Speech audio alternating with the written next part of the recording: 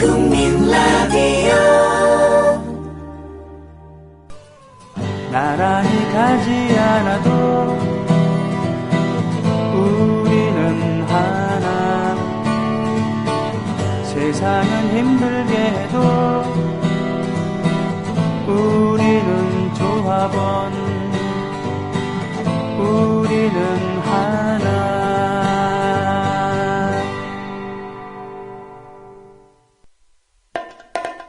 2부에 오시는 분들 이 코너마다 시그널이 있습니다만 예를 들면 그렇죠. 대중음악 LP 가이드 때는 그루비한 그런 음악 그리고 월요일에 스포츠당 할 때는 그야말로 스포티한 박진감 있는 울톡심송님과 함께하는 그런 코너에서는 좀 서사적인 느낌을 주는 장중한 음악이 나오는데 가장 긴장감 있는 음악은 바로 역시 고상만의 수사반장입니다. 뭔가 좀 있을 것 같은 예, 그런 느낌. 추리소설을 읽는 듯한 느낌, 뭐 이런. 하여튼, 모셨습니다. 수사반장님. 예, 고반장님, 안녕하십니까? 예, 안녕하세요. 고상만입니다. 네. 네. 요즘도 여전히 바쁘시죠? 네, 뭐, 열심히. 예, 요즘 김광진 의원실에서는 가장 중점적으로 하고 있는 게 어떤 겁니까? 세월호 특별법 제정 관련해서. 네네. 예, 세월호 특기도 하고요. 예, 또, 예, 정보위원회 활동과 관련한 일도 해서 국가정보원 네네. 감시 견제하는 일도 하고요. 여전히 이제 국방위원회에 있으니까. 예. 많은 에너지가 필요한 하나같이 그런 일이군요. 그죠? 예, 뭐, 더 많죠. 세세하게 말씀드리면 굉장히 열심히, 예, 일하고 있습니다. 책은 잘 팔리고 있습니까? 예, 많은 분들이 열심히 도와주셔서. 네. 예. 근데 좀 더 많이 도와주셔야 될 것 같습니다. 책이 지금 책 제목이 뭐였죠? 다시 사람이다입니다. 예, 다시 사람이다. 해서 인권운동 하면서 만난 사건 현장의 사람들 또 그 사람들의 억울한 호소를 이제 전해드리는 건데요. 근데 이제 제가 처음에 이 책 쓰면서도 그 출판사 사장님한테도 드린 말씀인데, 예, 작가는 좋은 글을 누구나 다 쓰잖아요. 네. 근데 좋은 글이라고 하는 게 사실 없다. 네. 많이 팔리는 책과 그렇지 않은 책이 있을 뿐이다. 네. 아무리 좋은 글을 써도 많은 분들이 이제 보지 않으면 그것이 이제 좋은 책이 될 수 없잖아요. 그래서 네네. 하여간 이 책이 좀 좋은 책이 됐으면 좋겠고요. 좋은 책은 저자만 쓰는 게 아니라 예. 이걸 읽는 독자분들도 많이 읽어주셔야 좋은 책이 되는 것 같습니다. 그러게 말입니다. 베스트셀러가 항상 좋은 책은 아닙니다만 그래도 어느 정도 영향력을 주려면은 그렇죠. 그만큼 많은 사람들의 손에 들려 있어야 되겠죠. 예, 좋은 책입니다. 많이 봐주세요. 네, 참 훌륭합니다. 예, 깔때기 이런 깔때기 우린 PR이라고 하죠. 기회를 주셔서 감사할 따름입니다. 예. 자, 오늘은 뿌락치는 어떻게 만들어지는가라는 제목으로 준비하셨어요. 아유, 두툼한 원고가 두툼합니다. 자, 원고만 들어가시죠. 두툼하죠. 네. 말은 먼저 두툼해요. 네. 예. 예. 형님 먼저. 예. 자, 오늘 제목이 프락치는 어떻게 네. 만들어지는가인데 프락치가 뭔지 형님은 아시죠? 그게 이제 영어로 하면 프랙션으로 이렇게 프랙션으로 비롯됐다 뭐 이러는 건데 침투해서 이렇게 정보를 빼오거나 이렇게 하는 그러니까 어떻게 보면 이중 스파이 같은 이런 느낌도 이렇게 있는 거고 그렇죠? 그렇죠. 원래는 이제 하는 정파, 당 뭐 이런 뜻도 있는 거라고 하고. 예, 역시 대단하십니다. 저도 이제 이번에 처음 제대로 알았는데 프락치가 원래 러시아에서 유래된 말이랍니다. 네네. 뿌락지. 예, 뿌락지. 예, 러시아에서 유래된 말이고 원래는 도당, 당파, 또 당 중의 당, 파벌 싸움 등을 이제 뜻하는 단어인데. 네. 방금 이제 형님 말씀하셨던 것처럼 우리나라에서는 이 뜻이 좀 변질이 돼서 그래서 어떤 목적을 위해서 신분을 숨기고 다른 단체에 들어가 활동하는 사람. 이게 이제 정확히 얘기하면 프락치라는 뜻이고 그리고 우리나라에서는 이제 전통적으로 쓰던 말이 있죠. 프락치. 그래서 사극에서 많이 나오는데 세작을 보내셔야 됩니다. 그렇죠. 세작이죠. 그렇죠. 우리나라 말로는 이제 세작을 보내야 됩니다. 적에게 백제군에게 세작을 보냅시다. 세작을 보내야 됩니다. 보내온 세작에게 정보를 왔느냐 뭐 이런 얘기를 하죠. 그래서 하여간 러시아어로는 프락치, 우리나라 말로는 세작인데 이처럼 이제 우리나라에서 이 프락치라는 말이 대중적으로 널리 알려지게 된 첫 번째 계기는 1949년도에 있었던 이른바 국회 프락치 사건. 국회 프락치 사건. 예. 국회 프락치 사건. 네네네. 많은 사람들한테 이제 처음 프락치라고 하는 단어가 널리 알려지게 된 건데요. 이 사건이 뭐냐면 1949년도 당시에 재헌국회가 있었고 네. 재헌국회에서 당시 13명의 일부 소장파 그 국회의원들이 북의 입장을 대변하는 네. 프락치 활동을 했다. 이게 이제 이른바 국회 프락치 내용인데 당시 수사당국이 밝힌 내용을 보면 네. 국회 부의장으로 일하고 있던 김약수 의원을 비롯해서 네. 노일한 이문원 등 국회 내 소장파 국회의원들이 네. 이삼혁, 이재남 등 남조선 노동당 특수공작원에게 포섭되어서 재헌국회 내에서 외국군 철퇴, 그러니까 당시에는 미군이죠. 미군이겠죠. 예, 미군 철퇴와 그리고 또 국가보안법 반대, 남북 통일 협상 촉구 등을 주장하면서 남조선 노동당의 노선 실행을 위해서 공작을 했다. 네.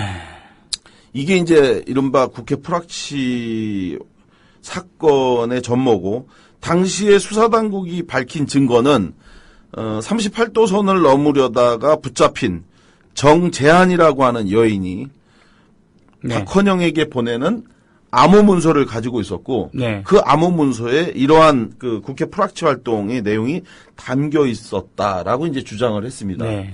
그래서 당시에 재판이 진행이 됐고 1심 재판에서 이들이 다 유죄를 받았고 네. 그리고 2심이 진행하던 중에 한국 전쟁이 일어났어요. 네. 그래가지고 이제 당시에 이 재판이 중단이 되고 뭐 이렇게 했었던 이 사건인데 근데 실제로는 그러면 이 국회 프락치 사건은 사실이었는가라고 네. 하는 부분인데요.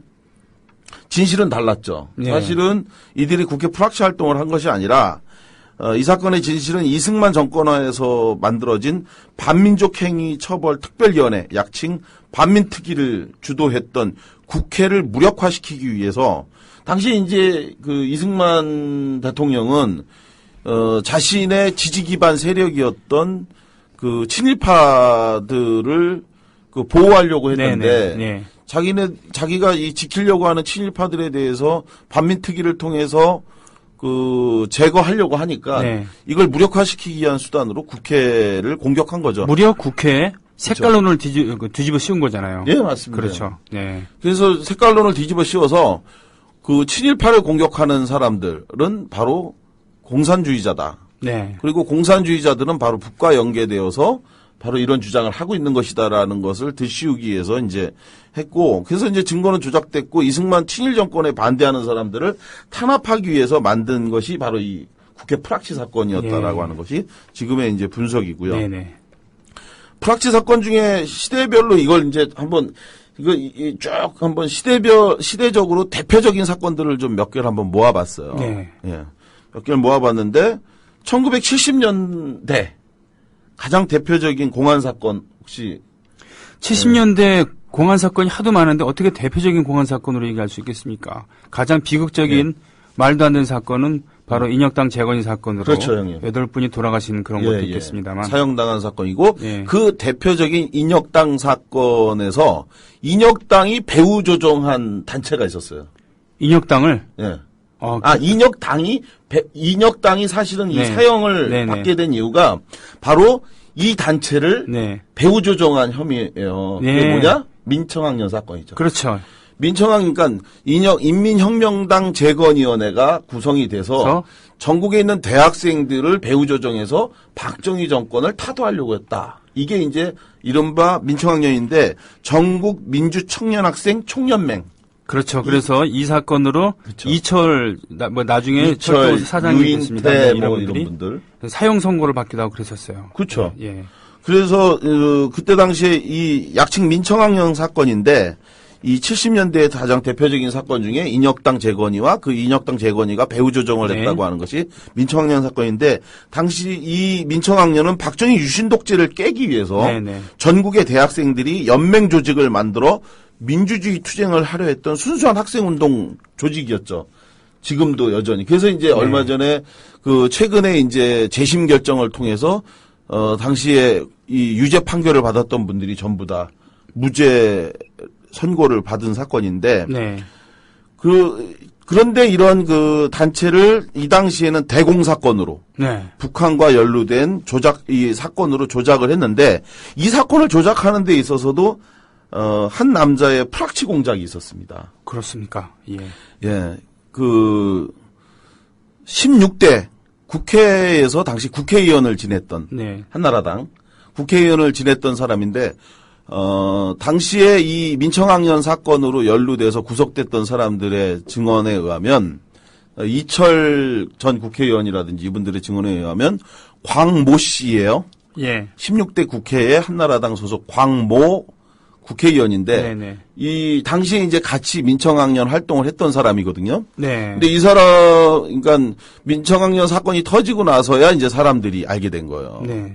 당시에 이 곽 씨, 당시에 같이 학생운동을 했던 이 곽 씨가 곽 씨하고 접촉하고 만나고 했던 사람들이 알고 보니까 다 잡혀 들어온 거예요. 아. 그리고 그와 무슨 얘기가 있었고 어떤 얘기가 있었는지를 전부 다 당시 중앙정보부가 다 알고 있었고 확인하고 있었던 거죠. 그러니까 중앙정보부에서 파견한 뿌락질 왔다는 얘기죠? 그렇죠. 그 사람이. 중앙정보부가 포섭한 거죠. 아, 포섭. 포섭을 해서 그래서 거기에 이른바 망원으로 박아놓고 네네. 그리고 나서 거기서 이제 이 사람을 통해서 그 학생운동권들 또 민청학년 내부 조직원들에 대한 정보를 계속 캐치하고 있으면서 숙성되기를 기다리고 있었던 거죠. 아, 예. 예, 조직이 어느 정도 궤도에 올라가고 만들어질 때까지 지켜보고 있다가 그리고 나서 이 사람에 의해서 제보를 받아갖고 전부 다 일망타진해서 잡아들여 놓은 전문 용어입니다. 망원. 네, 망원. 예, 빨대라고도 하죠. 그렇죠. 빨대, 망원 뭐 해가지고 그 망원경. 네. 예, 뭐 이런 뜻인데요. 지켜보고 있는 거죠. 네네. 그래서 이제 그런 형태로 해서 이 민청학년 사건도 당시에 프락치가 깊숙이 개입해서 만들어진 사건이었다. 실명을 공개하면 안 되는 겁니까? 16대 국회의원이었던. 아니 실명을 공개할 수는 있는데, 네. 근데 이제 그것이 일종의 주장이기도 하고, 아, 네. 예.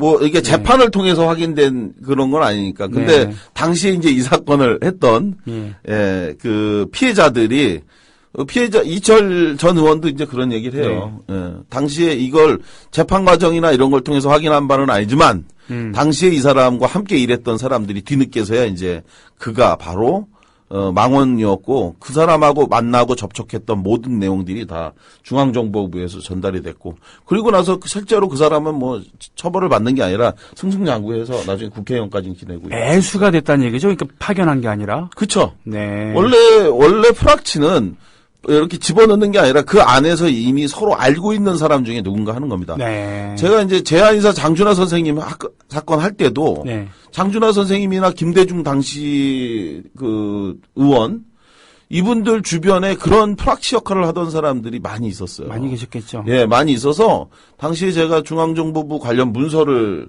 보면은 그 안에서 60년대, 70년대 이때에 중앙정보부가 접촉해서 그 사람의 요구 조건이나 내용을 들어서 그걸 정리해서 이제 써놓은 문서도 이제 쭉 많이 봤거든요. 근데 거기서 보면 이제 기억나는 것 중에 하나가 이 사람도 나중에 무려 3번이나 국회의원을 지낸 사람이에요. 네. 한모 씨인데 이 사람은. 네.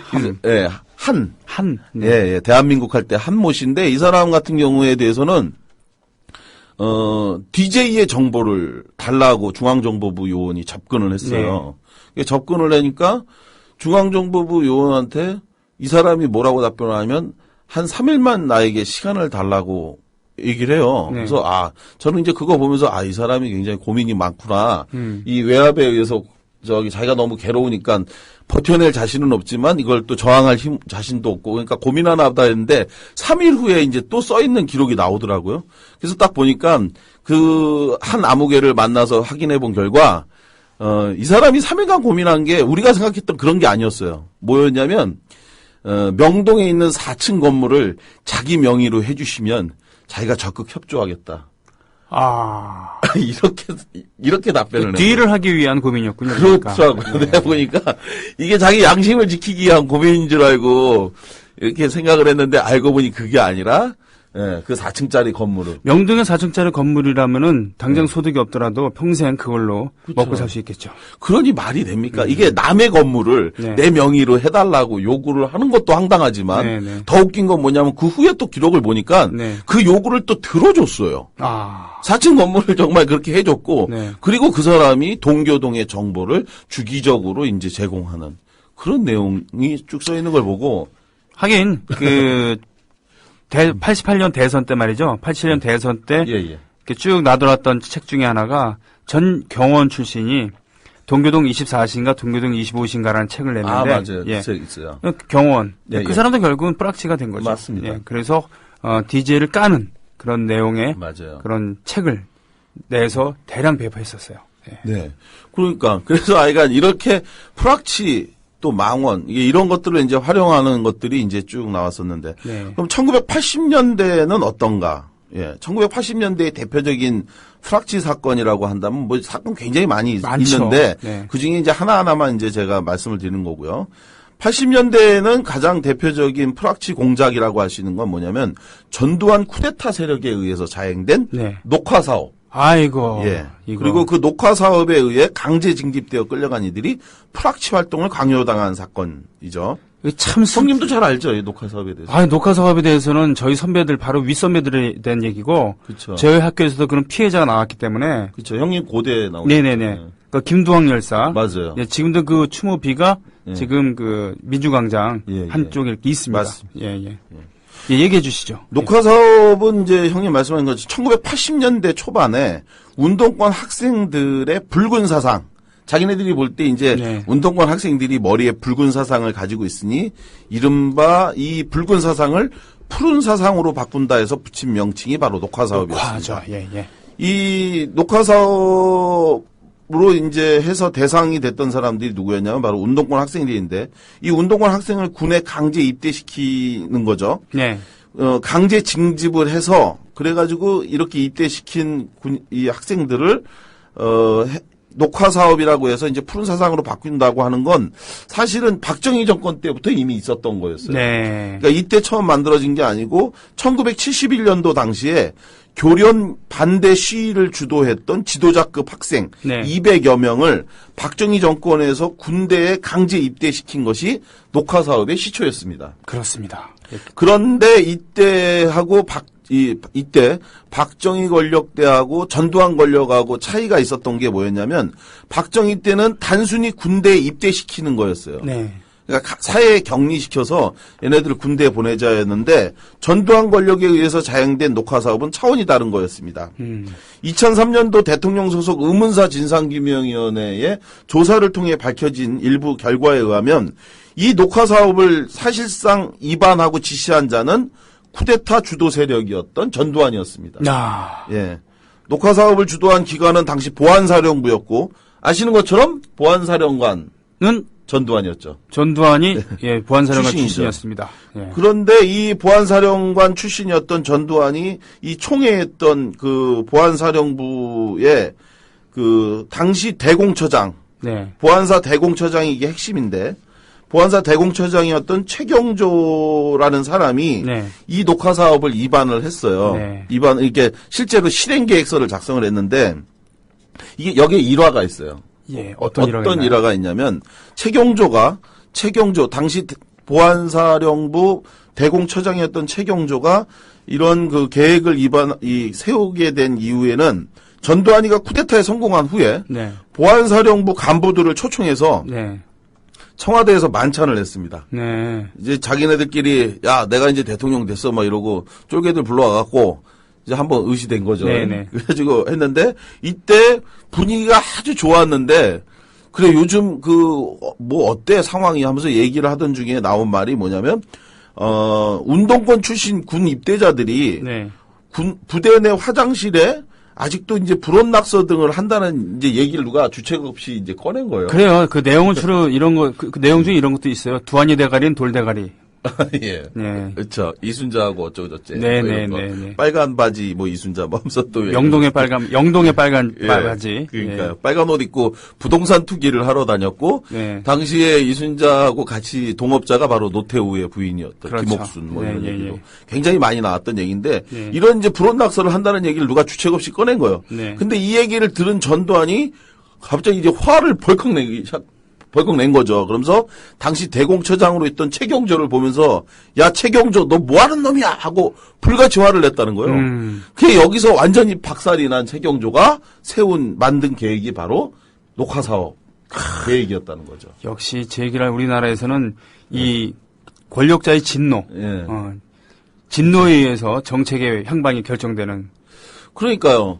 그 권력자가 아무개 걔 안 되겠어 이렇게 얘기하는 거 난 그 얘기밖에 안 했다라고 얘기하는데 실제로는 그게 제거하라는 의미로 밑에 사람은 받아들이는 거고 네. 이 얘기도 마찬가지예요. 야 최경조 너 뭐하는 놈이야 이 얘기 한마디 난 했다 이거거든요 전두환은. 네. 근데 이 얘기 한마디를 듣고 최경조는 바로 운동권들에 대한 조직적인 그 녹화사업 계획을 이제 수립했는데 이렇게 해서 만들어진 게 1982년도 7월 달 보안사 내에 대자경 의식학과라고 하는 네. 과를 새로 신설을 해요. 아이고.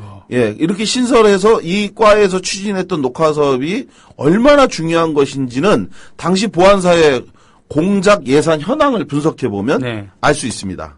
당시 보안사의 공작 예산의 절반을 이 녹화 사업에 쏟아 부은 거예요. 그러니까 엄청나게 중요하게 여긴 거죠. 왜냐하면 정통성 없는 정부에서 그쵸. 가장 무서운 게 민심이거든요. 민심이죠. 네. 이 민심이고 이렇게 된 부분들을 이제 저항을 갖다 꺾기 위해서 공작 예산을 이제 부어서 하는데 먼저 녹화 사업의 시작은 시위 도중에 네. 운동권 학생이 이제 체포가 되잖아요. 네. 진압되는 과정에서 그렇게 체포된 네. 체포된 학생이 이제 경찰서로 찾아오면 이 부모에게 물어보는 겁니다. 네. 자, 감옥으로 갈 건지 아니면 군대를 갈 건지 선택하라고 요구하는 네. 거예요.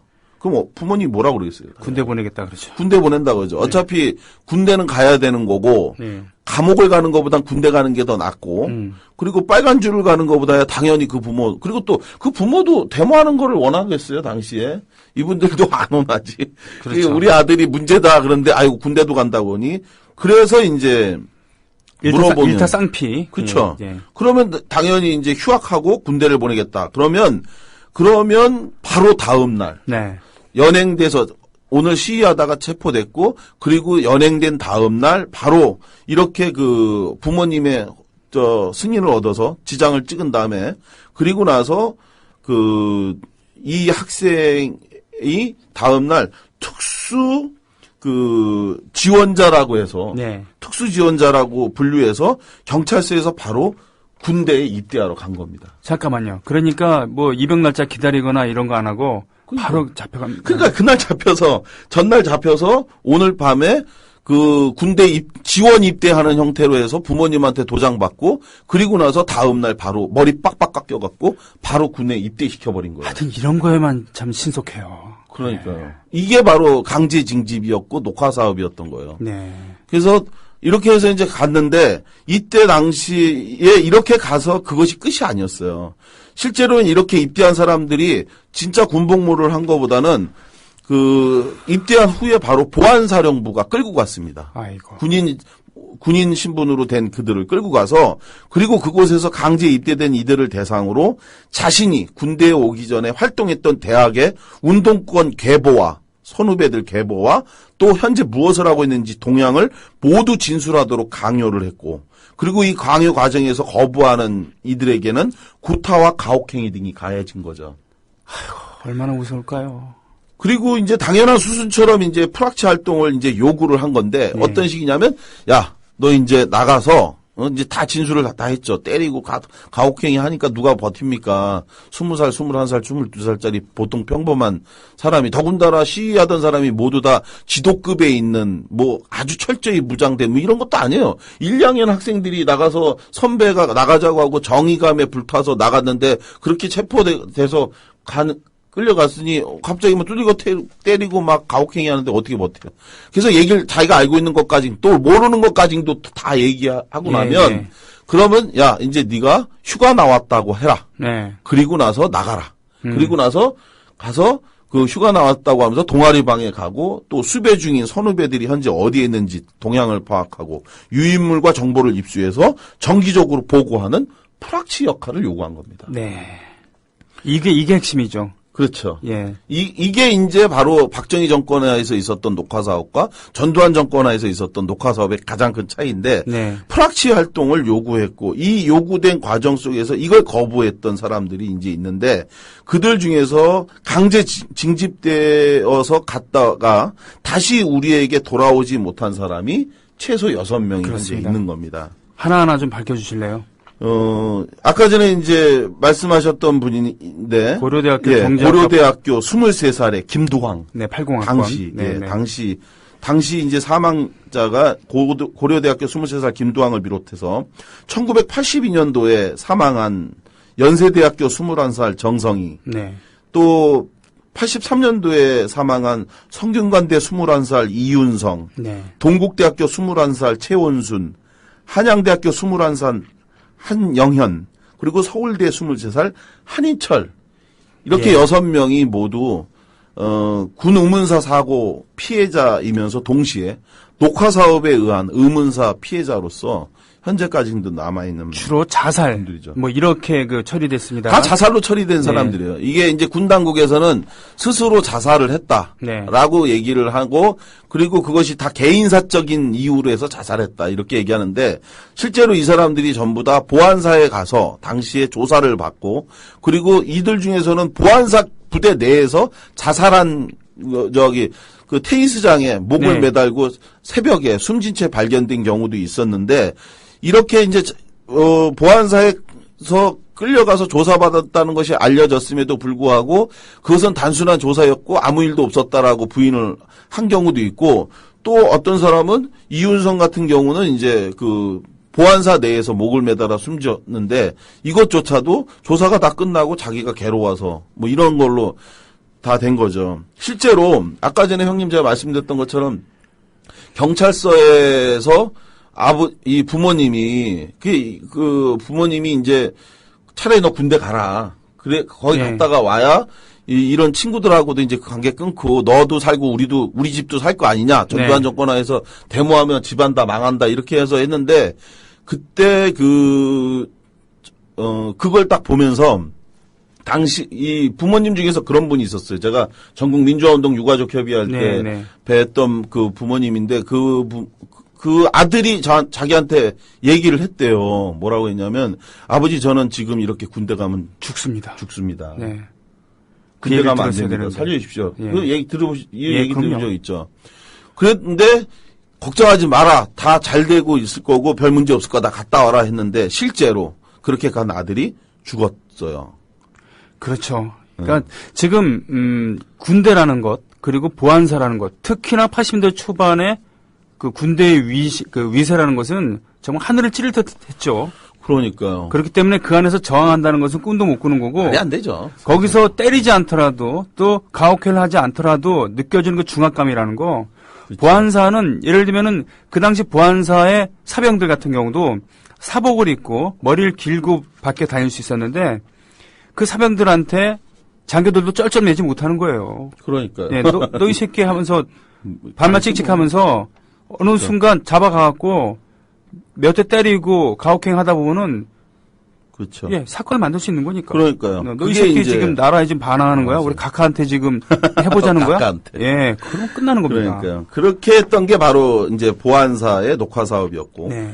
그게 이제 80년대의 대표적인 프락치 사건 중에 하나였다면 90년대 대표적인 프락치 사건은 김삼석 은주 남매 간첩 사건이었습니다. 네, 김삼석, 김은주. 예, 김삼석 은주 남매 간첩 사건인데 이 김삼석 선배하고 김은주 이분하고는 사실은 제가 또 다 같이 일을 직접 해본 또 경험이 있어요. 아, 그러시군요. 김삼석 선배 같은 경우는 제가 대통령 수석 의문사 진상규명위원회 했을 때 같은 조사관으로 일을 한 적이 있었고, 김은주 씨 같은 경우는 제가 민주주의 민족통일 전국연합이라고 하는 제야단체에 있을 때 또 같이 일을 해본 경험이 있어서 이 두 간첩을 저는 매우 친하게 잘 알고 있습니다. 아, 근데 그래서 이제 이 사건에 대해서도 제가 내용을 굉장히 잘 알고 있는데요. 네, 나는 다 알고 있어. 이런 네. 득이의 표정으로 지금 얘기하고 계십니다. 예. 네. 그래서 93년 당시 이제 중앙정보부가 박정희 정권이 만들었던 중앙정보부가 박정희를 그 중정부장이 이제 총으로 쏴서 시해했잖아요. 네. 죽였잖아요. 그러니까 그것에 대해서 이른바 이제 지금 해경 해체니 어쩌니 얘기한 것처럼 중앙정보부를 해체시켜버린 거예요. 네. 전두환이가. 그러면서 국가안전기획부, 약칭 안기부를 만들었는데 이 안기부가 발표한 93년도 당시 사건이 뭐냐면 제1 북한 대남 공작 조직과 연계되었다면서 김삼석 은주 남매 간첩단 사건을 이제 발표하게 됩니다. 당시 이제 제야에서 반전 평화운동 활동가로 일하던 28살의 김삼석 씨하고요. 네. 또 24살이었던 백화점 직원으로 일하던 여동생 김은주 씨가 네. 북한 간첩에 포섭이 돼서 공작금을 지원받아 간첩 행위를 했다는 것이 이 혐의 사실이었습니다. 엄청난 혐의네요. 예. 그래서 당시에 94년도 10월에 오빠 김삼석은 징역 4년을 네. 그리고 동생 김은주 씨는 징역 2년에 집행유예 3년의 대법원 판결을 통해 유죄 확정이 이제 됐던 사건인데 네. 그런데 이 사건 초기서부터 이 두 남매 간첩으로 이제 의심받던 이 남매는 자신의 혐의 사실을 부인합니다. 네. 오빠였던 김삼석 씨는 공작원에 포섭된 사실도 없고 네. 따라서 북한을 위한 간첩 활동을 한 사실도 없다고 하고요. 네. 단지 자기는 평화운동가라면서 이제 억울함을 주장했는데 특히 여동생이었던 김은주 씨는 더욱 그러했습니다. 네. 이제 자신이 이 사건 당시에 체포된 경위에 대해서 김은주 씨는 나는 간첩이 아니다. 나는 전혀 모른다. 근데 실제로 김은주 씨는 운동권도 아니었어요. 오빠만 운동권이었고 네네네. 김은주 씨는 진짜로 백화점 여직원이었고요. 그리고 그냥 당시 24살이라고 그랬잖아요.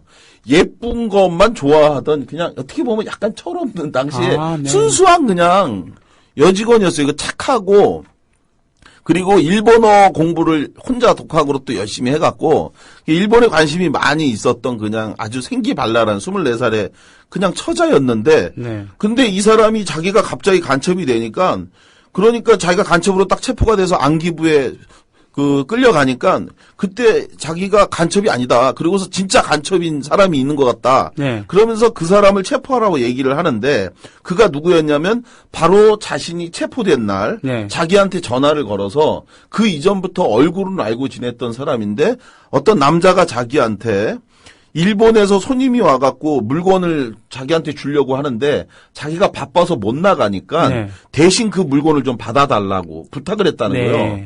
그러니까 김은주 씨가 일본어를 할 줄 아니까 네. 일본 사람한테 좀 물건을 대신 받아와라. 근데 자기는 그게 나가기가 싫어서 이리저리 핑계를 냈는데 그렇게 간곡히 부탁을 하니까 이 마음 착한 이 김은주 씨가 이거를 거부하지 못하고 현장에 나갔고 그리고 누군가가 이제 일본 사람이 와서 자기한테 쇼핑백을 건네주길래 그래서 그것만 이제 하나 그냥 딱 받았다는 거예요. 네.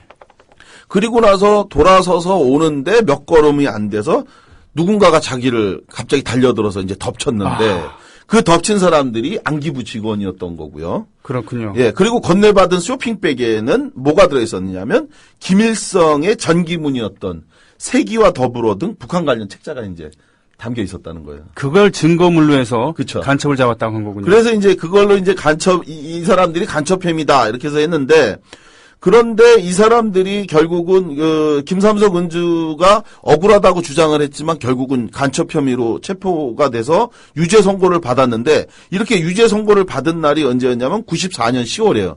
딱 1년 정도 좀 지나서 93년도에 체포돼서 네. 94년 10월에 대법원으로부터 유죄 확정을 받았는데 그리고 나서 3일이 지나간 날 김은주가 억울함을 주장하면서 진짜 간첩이라고 그 사람을 체포해라. 나는 억울하다라고 네. 얘기했던 그 남자가 독일 베를린에서 양심선언을 합니다. 작전명 베이노, 본명 백흥룡. 네네. 이 남자가 양심선언을 하게 되는데 자기 양심선언을 통해 뭐라고 얘기했냐면 사실 나는 안기부 프락치로 활동하면서 남매 간첩단 사건의 조작을 도왔다. 라고 고백을 합니다. 그 책에다 책을 쇼핑백에 담아갖고 자기가 전해줬다. 공작 일환이었다. 뭐 이런 얘기입니까? 안기부의 지시를 받아 네. 자기가 사실은 그렇게 한 거다. 예. 그래서 이 사건을 만들어야 된다. 그러니 네가 김삼석, 은주에게 접근을 해서 안면을 트고 네. 그리고 나서 약속된 날짜에 어떤 남자가 강남터미널로 갈 테니 그걸 받아달라고 네가 부탁을 해라. 네네. 그리고 그 자리에 나가게 네가 해라. 네. 그렇게 해서 자기가 전화를 했고 김은주가 나가서 받아온 거다라고 하는 거를 양심선을 합니다. 네. 그런데 이거에 대해서 체포된 김은주가 자기가 억울하다라고 하는 얘기를 막 하게 되니까 언론에서 이게 의혹이 있다고 보도가 된 거예요. 그러니까 안기부가 자기한테 여권과 비자를 발급해 주면서 독일로 피신하라고 그렇게 해줘서 자기가 독일로 도망왔다. 그런데 이제 와서 얘기하지만 나는 프락치였다. 이렇게 얘기를 한 거예요. 자, 그러면 당시 안기부는 왜 이런 조작을 했느냐. 93년도에 김영삼 정부, 이 사건이 터졌던 그때 이른바 문민정부인 김영삼 정부가 출범하면서 안기부의 수사권과 예산권을 통제해야 된다고 하는 논의가 국회에서 일어나기 시작했어요. 네. 그러니까 안기부는 간첩이 필요했던 거죠. 안기부가 없으면 안 된다라는 거예요. 안기부의 존재 이유를 만들어줘야 되는 거죠. 그렇죠. 당시에 안기부가 없으면 간첩을 잡을 수가 없다. 네. 그러니 간첩이 필요했고 간첩이 있어야만 자신들의 수사권과 예산을 지킬 수 있기 때문에 그 사람들은 죄도 없는 사람들을 죄가 있는 것처럼 만들어서 간첩으로 만들었던 거죠. 네. 이것이 바로 분단조국 상황에서 만들어진 간첩의 실체인데 최근에는 이제 이런 게 이제 논란이 불거졌던 게 뭐냐면 통합진보당의 이석기 의원 사건 같은 경우도 네네. 마찬가지로 프락치. 근데 그들은 이제 자발적인 내부 고발자 뭐 이렇게 얘기하는데 이거에 대한 프락치나 이런 것들은 이 독재 정권 하에서 그리고 지금까지도 여전히 국가 권력 기관에 의해서는 계속해서 반복되고 있다. 이런 거죠. 네. 그렇군요. 그렇습니다. 지금 통합진보당 당원이고 꽤 오랫동안 이런 진보 진영에서 운동을 해왔던 어떤 수원 지역에 살고 있었던 어떤 분이 말하자면 포섭이 된 거죠. 포섭이 돼서 회의석상에서 이런 녹취록도 따오고 또 이러저런 사람이 이러저렇게 했다라는 것을 그 안기부의 그러니까 국정원에 제보함으로써 이번에 이석기 이 국정원 아로 사건에 혁혁한 공을 세운 거죠. 이런 사람 같은 경우는. 맞습니다. 네, 예. 예. 예. 그런데 이제 지금까지는 이제 다른 분들에 대한 프락치 관련한 이야기였고 이번에는 제 이야기를 좀 하려고 하는데요. 그 10분 동안 할 수 있어요? 이제 해야죠. 예. 이제는 사실은 제가 바로 이런 프락치와 관련한 요구를 받았던 경험이 있었습니다. 뒤늦었지만 그 중간 그거 한번 들어야 되지 않을까요? 야, 뚜시쿵 이거 나와야 됩니다. 이거 참 살벌한 얘기네. 아유.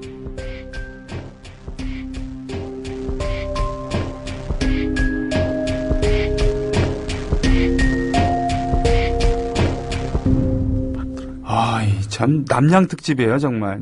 오싹오싹합니다 지금 얘기가. 예. 1996년 지금으로부터 얼마나 되나요? 96년이니까 8년이네 8년. 예? 96년이요. 18년. 형님이 오래 사셔서 이제 세월 개념이 없어요. 자꾸 이렇게 생긴 사람이나 이런 사람들 자꾸 저한테 형님 그러면은 내 몸둘 바를 모르겠어요. 세월 개념이 없어졌는데 18년 전인가 보군요 이게. 그런가요? 18년 됐구나 벌써. 횟수로는 19년이고 어마어마한 세월이 지났군요. 1996년 당시에 저는 당시 이제 민주주의 민족통일 전국연합이라고 하는 제야단체의 인권위원회에서 일을 하고 있었는데 네. 그날 이제 거의 그때 당시에 일찍 집에 들어간 일이 없었어요. 매일 밤 12시가 넘어서 집에 들어갔는데 어느 날 집에 딱 들어갔는데 12시가 넘어서 그때는 이제 핸드폰이 없었을 때였어요, 저한테. 네. 핸드폰이 그리고 삐삐가 있었을 때인데, 집에 이제 들어가갖고 씻고 있는데, 그때 벨이 울린 거예요. 밤 12시가 넘은 시각에. 그러니까, 이 늦은 시간에, 어디서 전화가 왔지 하고서, 그냥 저는 세수하고 있었으니까, 근데 좀 있다가 제 아내가, 전화를 좀 받아보라는 거예요. 날 찾는 전화라는 거. 그래서 아니 이 밤 12시가 넘은 시간에 누가 전화를 했지 해서 받았죠. 받아서 여보세요 이랬더니 여보세요 저 혹시 고상만 씨 되시나요? 그러는 거예요. 어떤 남자가 네. 30대 정도 되는 남자가. 그래서 저는 제가 고상만인데 실례지만 어디십니까? 그랬더니 약간 침묵을 하고 있더니 하는 말이 저 여기 안기부인데요 이러는 거예요 저한테. 두시쿵. 그래서 안기부요? 어디요? 그랬더니 제가 어이가 없어서. 그랬더니, 예, 국가안전기획부요? 그러더라고요. 그래서, 제가 너무 갑자기 할 말이 없어지는 거여서, 그때 이제 당시에 장난식으로 네. 여기 안기부인데요 하면서 누가 장난하는 경우도 있고 하니까 이 장난인가 아닌가 근데 밤 12시가 넘어서 낯선 목소리의 어떤 남자가 그 얘기를 하니까 장난 같지도 않고 믿기도 어렵고 해서 진짜 어디십니까? 라고 정색을 하고 얘기했더니 여기 안기부입니다. 또 그러는 거예요. 그래서 지금 장난하시는 건가요? 하면서 또 제가 또 그랬어요. 하도 믿기지가 않아서 그때 하는 말이 이 시간에 전화해서 누가 장난을 하겠습니까? 하면서 정색으로 얘기하는데 그때 진짜구나라는 걸 이제 느꼈던 거예요. 아주 무례하네요. 12시 넘어가고 무슨. 그래가지고 제가 물어봤어요. 어이가 없고 그때까지도 황당하게 했지만 도대체 근데 왜 저한테 이 시간에 전화를 하셨나요? 라고 물어봤더니 뭐라고 얘기했냐면 형님 무례하시다 그랬죠. 뭐라고 했냐면 그 사람이 아니 그냥 잘 계신가 안부 전화한 겁니다 이러더라고요. 그래가지고 제가 12시에 그러니까 전혀 모르는 사람이. 근데 지금 생각해 보면 이런 거예요. 그 사람은 저를 미행하고 있었던 거예요. 그러니까 밤 12시가 넘어서 제가 들어온 거를 알고 있었고 그래서 전화를 할 수 있었던 거죠. 핸드폰이 없었기 때문에 그 사람이 저한테 직접 전화할 수는 없고 제가 집에 들어가는 걸 확인하고 그리고 나서 전화를 한 거죠. 그렇군요. 그러니까 제가 들어오고 나서 불과 5분이 안 된 시각에 전화가 왔고 세수를 하고 있는데 이제 벨이 울리는 거죠. 그래서 제가 어이가 없었는데 그 다음 얘기가 더 황당했어요. 제가 우리 고상원 선생님 제가 확인해 보니까 뭐 집도 서울이 사시는데 아버님도 뭐 잘 사시고 누님이 미인이시대요. 이 얘기를 하는 거예요, 저한테. 정말 놀랐어요, 전. 정말 놀랐습니다. 아니 우리 고 반장님 누님이 미인이세요? 미인이에요. 네. 채시라 닮았다고 해서 그때 당시에 미인이었는데 여하간 정말 놀랍다. 예. 저희 누나한테 이럴 거예요. 그런데 이 사람 그 얘기를 듣는 순간에 굉장히 공포스러웠던 게 뭐냐면 도대체 이 사람이 나에 대해서 얼만큼 알고 있는 건지에 대한 두려움이 든 거예요, 저한테. 아이고. 얼만큼 알고 있길래 우리 누나에 대해서도 얘기를 하고 우리 집에 대해서도 얘기를 하나. 그런 상태에서 굉장히 머리가 혼란스러운데 이 사람이 좀 만나자는 거예요. 저보고 좀 만나서 할 얘기가 있다는 거예요. 그 얘기를 거부하기가 정말 쉽지 않더라고요. 그냥 됐습니다. 저는 안 만나겠습니다. 이게 정답이겠지만 이 사람이 나에 대해서 뭔가 굉장히 많이 아는 것처럼 얘기하고 밤 12시가 넘은 시각에 그런 식으로 접근을 하니까 한 번에 끄는 게 어려워서 결국은 만났어요, 제가. 그래, 좋습니다. 만납시다. 그리고 만나기 전까지 엄청나게 고민을 했는데 그리고 딱 만났는데 당시 동대문에 있는 어느 커피숍에서 만났어요. 이 사람을 확인해 보니까 진짜로 안기부 직원이었어요. 안기부 직원인 이 사람이 저한테 하는 얘기가 뭐였냐면 이거였어요.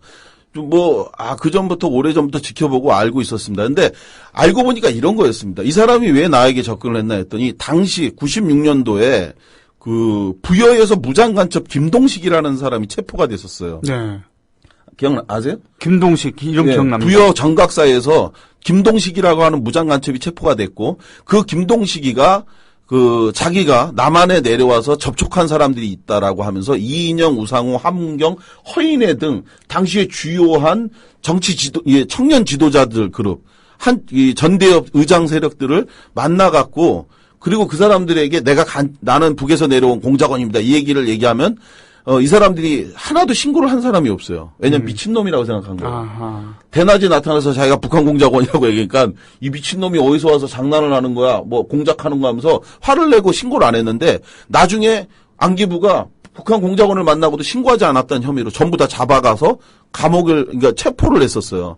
이때 대책위원회의 간사를 제가 맡고 있었는데 저는 이 사건에 대해서 재판정과 또 이 과정 속에 있는 억지 주장에 대해서 하나하나 폭로를 하고 글을 쓰고 인터뷰를 하고 기고를 하고 하면서 이거 하나하나를 깨고 있는데 그러니까 걔네들이 저를 주목하게 된 거예요. 그래서 그거에 대해서 더 이상 그 사람이 한 얘기가 그거였어요. 너무 열심히 하시는 것 같다고 저보고. 너무 열심히 하시면 좀 힘드시지 않냐. 그 얘기를 좀 하고 싶어서 너무 열심히 하시는 게 존경스러워갖고 그래서 좀 만났다는 거예요, 저보고. 이거 웃으면 안 되는데 왜 자꾸 웃음이 나오지? 그래 제가 너무 황당한데 아이고 고맙습니다 어쩌고 얘기하면서 이게 도대체 이럴 수가 있나 했는데 그 다음 얘기가 있었어요. 뭐였냐면 근데 사실 내가 부탁이 하나 있다는 거예요. 그게 뭐가 부탁이냐 그랬더니 하는 말이 당시에는 아이디 그러니까 지금은 이제 패스워드하고 아이디가 있고 일반 이제 카페나 이런 게 있는데 당시엔 그게 아니라 천리안하고 나우누리에 무슨 방이라고 이런 걸 만들었어요. 그래가지고 전국연합 방이니 나우누리 방, 뭐 한총련 방이니 뭐 전대협 방이니 이런 걸 방으로 만들고 거기에 패스워드를 넣고 여러 사람이 들어와서 우리만 볼 수 있도록 이렇게 해놨는데 당시에 제가 있었던 단체인 전국연합에 그 패스워드를 알려달라고 하는 게 저에게 요구 조건이었어요. 엄청난 조건이네요. 그래서 제가 너무 황당해서 그거 안 된다라고 했더니 그 사람이 하는 말이 무슨 얘기였냐면 이런 얘기했어요. 당시에 유명한 재야운동가들 이름을 막 언급하면서 사실은 그들이 다 우리를 협조해주고 있다. 그래서 얼마 전에 어떤 사람 미국에 가지 않았냐. 그 사람 미국 비자 우리가 사실은 해준 거고 그 사람도 매월 회의 때마다 한 부씩 우리한테 더 갖다 주고 하는데 그건 그냥 정보 교류 차원이다. 그래서 사실은 우리 회사에서 이미 전국연합의 비밀번호를 다 알고 있다. 그런데 내가 그걸 물어보고 하려니까 좀 창피하다. 그러니 나도 한 사람만 좀 도와줬으면 좋겠다 해서 당신을 선택한 거다. 이 얘기였어요. 이것 때문에 제가 그 후에 어떤 불이익이 올까에 대한 두려움과 공포가 굉장히 컸었는데 결국은 어떻게 됐냐. 고민하다가 사실 극단적 생각 많이 했어요. 이걸 겪어보지 않은 사람은 이해할 수 없는데 어떻게 해야 될까? 거부해야 되나? 거부하기에도 두렵고 공포스럽고 이런 부분들이 있어서 고민을 하다가 결국은 어떻게 했냐면 제가 깼어요. 먼저 모든 사람들한테 사실은 내가 이런 제안을 받았다. 그러니 내가 만약 구속된다 그러면 이러이러한 내용으로 간 거를 알아달라고 사람들한테 먼저 다 얘기하고 그리고 그 사람을 만났어요. 전국연합 사람들한테 얘기하고. 전국연합 사람들한테 만나서 우리 조성범이라고 당시 사무처장 하는 조성범 선배한테 사실은 나한테 이러이러한 접근이 왔었고 얘기를 있었다. 그래서 만약에 내가 잘못된다면 이거에 대한 것 때문에 된 거다라고 얘기를 했었죠. 야, 이게 시간이 안 되는군요, 지금. 그거 안 된다 그랬잖아. 예. 천천히 하세요. 다음 주에 넘겨서 얘기하면 되니까. 그래서 고민을 하다가 그러다가 이제 사람들한테 쭉 얘기를 하고 만났는데 결국은 이 사람을 만나서 자, 내가 다 얘기를 했다. 폭로했고 고발을 했는데 나중에 가서 당신과 내가 서로 그만두지 않으면 만나지 않는 게 좋겠다. 당신이 국정을 그만둘든 내가 여길 그만두든 둘 중에 한 사람이 그만둬야지 된다. 그랬더니 굉장히 당황하고 하급하게 도망을 갔어요. 그리고 이제 아무것도 아니고 저 얘기는 이제 더 이상 하지 마시라고. 그리고 나서 DJ 정부가 들어왔죠. 그 DJ 정부가 들어와 갖고 정권이 개혁되고 막 이렇게 하면서 국가안전기획부가 국가정보원으로 바뀌었잖아요. 국정원으로 바뀌죠. 그리고 나서 그 사람을 다시 만났습니다. 명동성당 앞에서 당시 천주교 인권이 있는데 그 사람이 그 들머리에 딱 서 있는 거예요. 그래서 그 사람을 딱 보고 가서 저 아시죠? 하면서 딱 치니까 이 사람이 처음엔 저를 모른 척하고 왜 그러세요? 저 모르는데 근데 왜 그러세요? 저 알잖아요. 예전에 저한테 그거 요구했던 분 아닙니까? 라고 얘기를 했더니 그 사람이 하는 말이 죄송합니다. 그러더니 저희는 이제 더 이상 이런 거 안 합니다. 예전에 그런 거 했던 거 잘못했고 그리고 이제는 그런 거 안 해서 우리도 너무 행복합니다라고 얘기를 했거든요.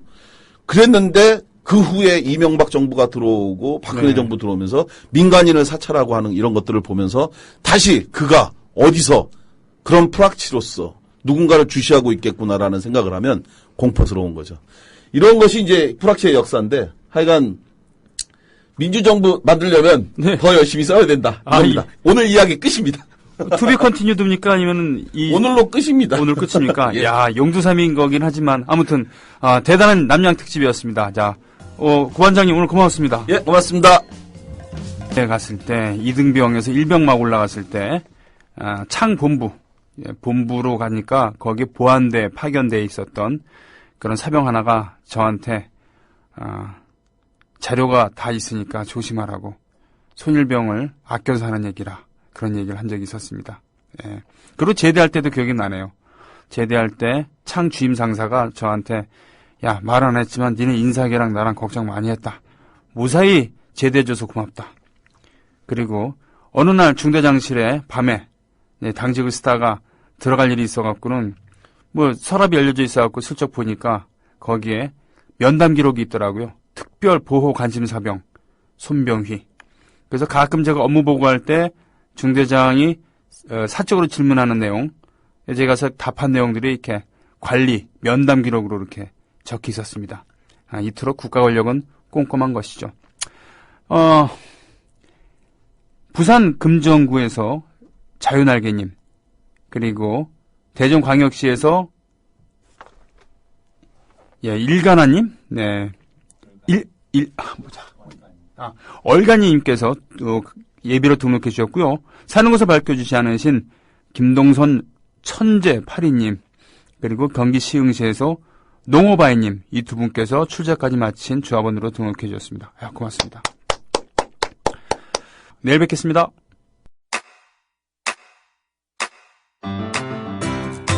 국민 라디오 지지하는 4가지 방법 아시나요?